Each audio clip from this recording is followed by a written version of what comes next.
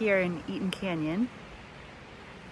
He's getting some much wanted ear scratches, and I'm sitting by a river, a stream, a creek. Yesterday, Claremont Presbyterian Church called me to be their interim associate pastor of outreach in a supervised role because I'm not ordained yet. But this is a big day. And a good friend told me last night I should document it, and I did a little, but I think more is needed. And the reason why is because it is a clear miracle that I am where I am now. A lot of people know how I was raised. I was raised in a church that supported and suggested Bill Gothard's teachings for homeschooling your children, and some of the women in my church growing up covered their hair, and some women made sure to wear dresses that were, below the knee. And so I come from a very supportive, loving, hospitable, generous, salt of the earth, good people who were extremely patriarchal in their religious practice and their family dynamics, and also very legalistic. And so I grew up with a passion for people and the mystery of God and the comfort and kindness of spirituality, the way that we can make meaning out of our lives by getting to know God more. And then I was told that that call would stop at a certain point and that there was a limit to that. And so I remember as a junior high girl being told, to let the boys speak, to stop being so gregarious, to stop taking up so much conversation space, and to leave room for the boys. Not just other kids, but specifically the boys. And I also remember at a junior high slumber party, we went around and we were like telling all the girls were like, what do you want to be when you grow up? And it got to me and I was like, well, I think it'd be really cool to be a pastor, but since women aren't called to that, since women aren't allowed to do that, I'll be a missionary instead.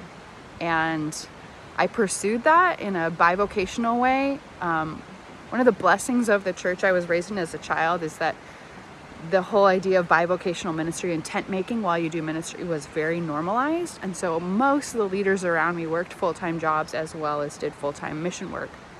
And that allowed them more flexibility, and you didn't have to rely so much on the financial gifts of your community. And so I started a career in advertising while joining a church plant downtown Kansas City, and learned a ton, but we were partnered with the Southern Baptists for that church plant, and some other really good church planting ministries that I would still partner with today, absolutely. But still very conservative, and still I was not allowed to be in a leadership space in authority over men. I was allowed to share testimony. I was allowed to share what I was learning. I was allowed to suggest things or pray, but I was not allowed to teach. And so that just was another community where my call could not be affirmed. I remember going in when I was a part of that church plant. I was on the leadership team, and I remember going to a pastor's gathering or a leader's gathering, or actually I think it was called like an elders gathering.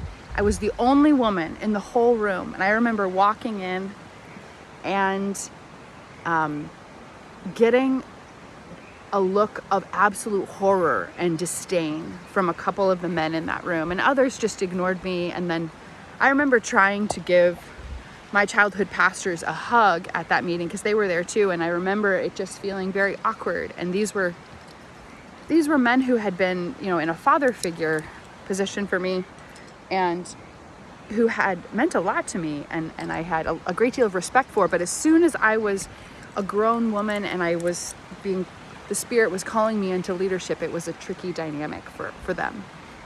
Understandably, their theology did not have room for that, and I respect their freedom to practice that. But as a 20-something, it was really hard. It was really hard. And so the journey, and then coming out to Fuller for ordination, and thank God for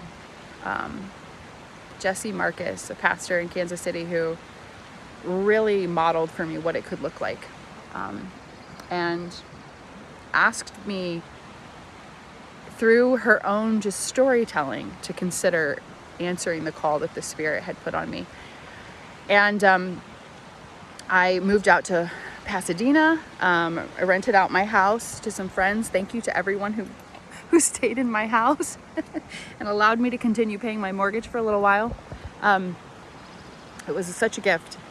And then I found out I was queer, and that was more layers of can I and the person I was made to be in a position of leadership? Can I lead the church as a woman? And now can I lead the church as a queer woman? I had so many more questions, and I ran into more churches here that would not put me in a position of leadership if I was queer. And so there were major setbacks here as well in California. I didn't move out here and all of a sudden things just became hunky-dory and easy. It was still very hard.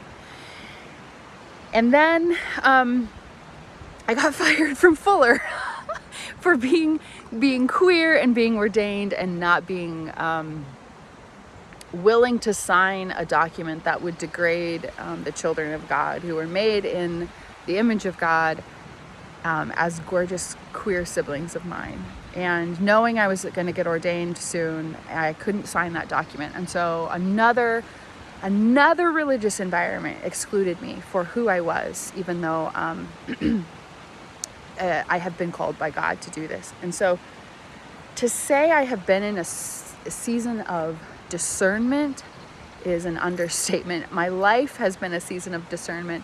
My life has been a season of the Spirit of God busting through man-made barriers, and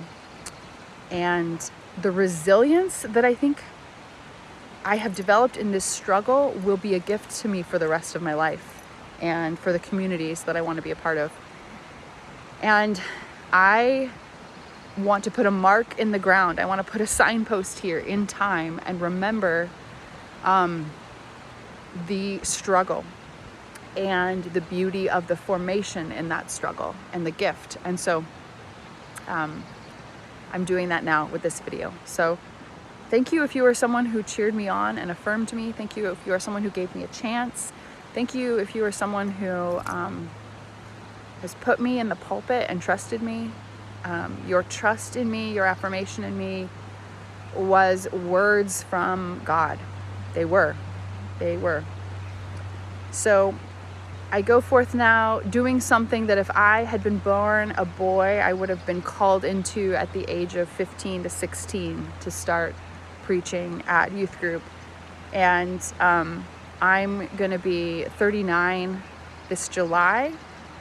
And so even though there are days when I'm tempted to look back and say, oh, I've missed so many years because of sexism and because of homophobia and because of bigotry and because of the patriarchy. And God's reply to that is no, you have not missed any time. You have been growing, forming, and serving this whole time.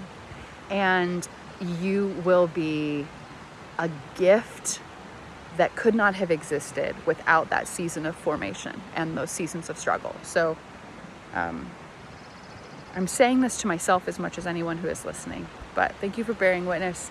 Thank you for just sitting and listening. I appreciate it. And I'm so pumped to be at Claremont Presbyterian Church, and I'm so excited to get ordained in the UCC, and the fact that both of those denominations have come around me and supported me and made a way for me to move forward. Partnering with both denominations is, I think, a sign of beauty and maturity in the Christian church.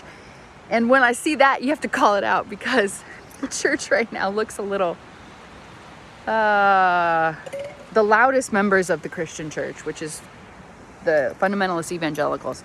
They don't look like there's much good going on. And so when something beautiful happens on another side of the church, I'm going to celebrate that. So Hero is whining at me because he's mad I've been sitting here for almost 10 minutes. So we are going to go walk the rest of Eaton Canyon, and I am going to savor this day. Savor this day.